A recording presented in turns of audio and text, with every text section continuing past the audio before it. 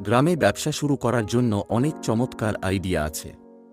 যেমন, জৈব চাষে হাত দিলে আপনি স্বাস্থ্যকর সবজি উৎপাদন করতে পারবেন এবং স্থানীয় বাজারে ভালো দাম পাবেন।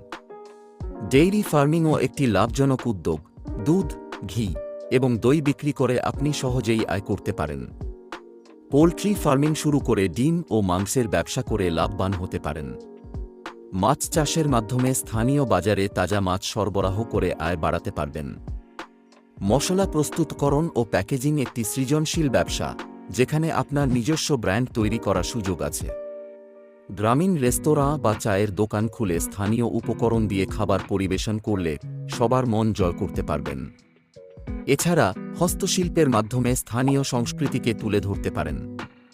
ফল প্রক্রিয়াকরণ, ফুল চাষ, বিউটি পার্লার এবং ছোট স্কেল ম্যানুফ্যাকচারিং ইউনিটও লাভজনক ব্যবসা হতে পারে। গ্রামীণ টিউশন সেন্টার খুলে শিক্ষার্থীদের সাহায্য করে আয় করতে পারেন।